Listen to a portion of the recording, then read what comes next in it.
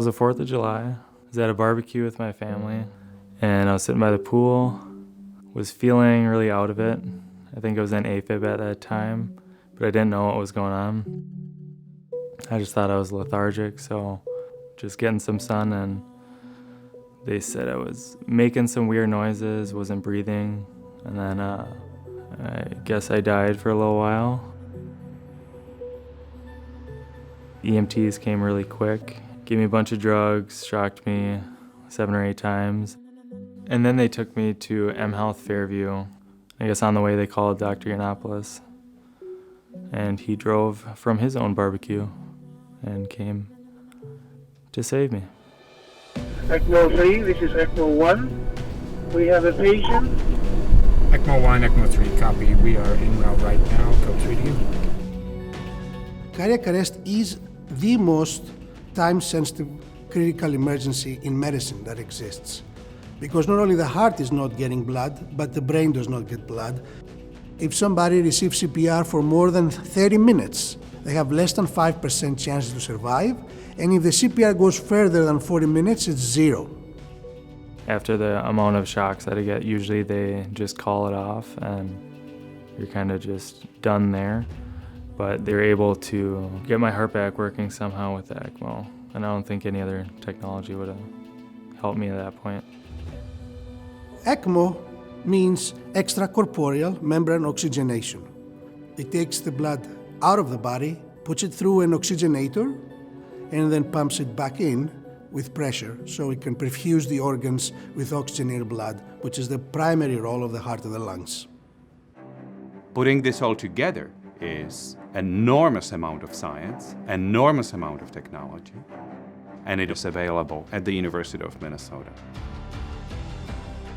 When we get a call for a patient, we jump into the cars and the team goes to the closest emergency department that participates. For the first time, healthcare systems collaborate for a clinical purpose with physicians being shared.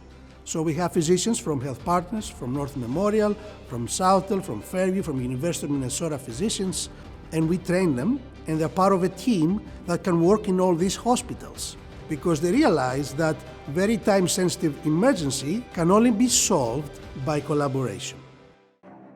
Dr. Yannopoulos is an example of intensity. He's got that bird dog kind of phenotype that he stays on the trail until he gets the bird, right? And he brings this along with a phenomenal credibility, the experience and expertise that was absolutely catalytic for making this project happen. Funny guy, he referred to me as his twin. Anytime he came in to the room, he kept all my family entertained and just had a calming sense to him. This innovation that we do, that ECMO is an example of, is not an innovation theater. It's an innovation in your life. Our whole effort with this mobile initiative is to maybe quadruple the chances for survival in this patient population. So 110 patients that would not have been alive otherwise are to this day alive because of this effort.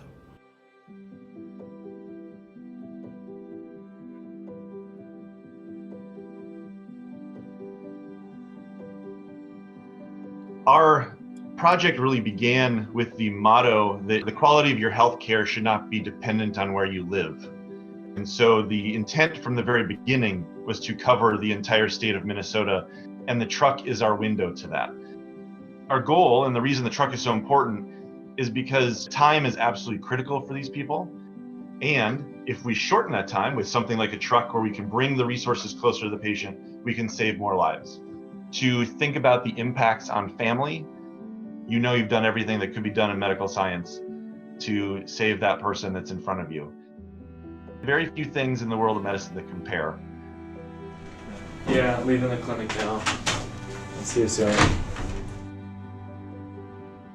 I feel so blessed from this whole situation. I think it's overall a good experience for me.